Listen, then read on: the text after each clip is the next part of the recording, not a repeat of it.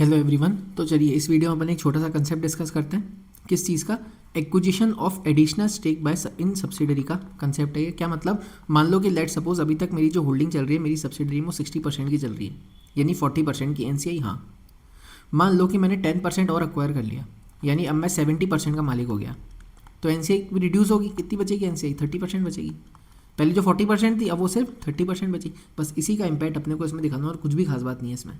चलो, it means parent acquire additional stake in subsidiary after original acquisition. This means when parent acquire more control then the NCI will reduce at its carrying amount. जो NCI की carrying amount चल रही है वो reduce होगी। हाँ, proportionately reduce करेंगे अपन उसको। जो भी प्रॉफिट एंड लॉस आएगा एडिशनल इक्विजिशन पे वो कहाँ जाएगा? कंसोलिडेटेड अदर इक्विटी में जाएगा। अगर सेपरेट फाइनेंशियल स्टेटमेंट में आया तो उसमें तो कोई प्रॉफिट लॉस आएगा नहीं, उसमें तो सिंपल अपन ने एडिशनल इन्वेस्टमेंट करा, बस सिंपल, और बैंक से पैसे दिए, बात खत्म हो गई। लेकिन जो कंसोलिडेटेड फाइनेंशियल स्टेटमेंट्स होंगे उसमें जो भी इसका प्रॉफिट लॉस निकल करके आता है वो कंसोलिडेटेड अदर इक्विटी में जाएगा। समझ में आ गई आपको बात? चलो अपन इसकी एंट्री समझ लेते हैं, एक बार क्वेश्चन समझ लेते हैं। A limited acquired 10% additional shares of its 70% subsidiary, यानी पहले 70% के शेयर्स थे ए लिमिटेड के पास, उसने 10% और अक्वायर कर दिए। The following relevant information is available in respect of its change in non controlling interest on the basis of balance sheet finalise on 1 April 2000।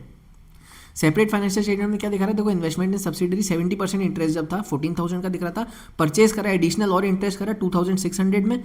NCI का 30% वाला कैरिंग अमाउंट, जो ओल्ड कैरिंग अमाउंट है वो कितने का है? 6,600। देखो ओल्ड कितनी थी हमारी होल्डिंग? 70% की थी, यानी जो ओल्ड कैरिंग अमाउंट है बिफोर एडिशनल एक्विजिशन वो कितना है? Sorry, 6,600। Consolidated profit and loss का बैलेंस दिखाई दे रहा है अपने को 2000 का, गुडविल दिखाई दे रही है 600 की। अपने को सिंपल इसकी अकाउंटिंग करनी है। क्या बताया मैंने आपको? नॉन कंट्रोलिंग इंटरेस्ट कम होगा। कैसे? कैरिंग अमाउंट पे।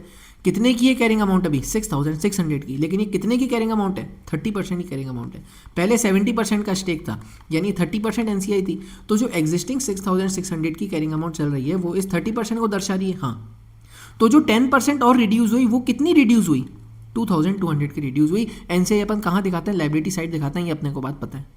अगर एनसीआई कम हो रहा है, लाइबिलिटी कम हो रही है, मतलब डेबिट, अपन ने डेबिट कर दी। कितनी एनसीआई कम हो रही है? 10% से एनसीआई कम हो रही है। मैं उम्मीद कर रहा हूँ बेसिक मैथ्स की कैलकुलेशन आपको समझ में आई होगी। नहीं आई होगी तो यूट्यूब का कमेंट सेक्शन ओपन है, टेलीग्राम ओपन है, ठीक है।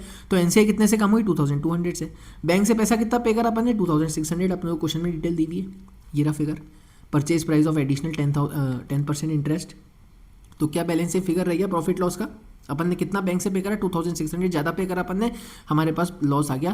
कंसोलिडेटेड अदर इक्विटी में चला जाएगा ₹400। बिल्कुल बेसिक क्वेश्चन, सिंपल सा क्वेश्चन। तो कुछ भी नहीं करना है अपने को। अगर अपन ने एडिशनल स्टेक परचेज करा तो उसका मेन इंपैक्ट कहाँ आता है? एनसीआई पे ही आता है। एनसीआई हमारा और रिड्यूस हो जाता है, बस उसको अपने को रिड्यूस करना है एट इट्स कैरिंग अमाउंट। वो अपन ने कर दिया। एनसीआई की कैरिंग अमाउंट 6,600 की थी, ये 30% की इक्वल थी।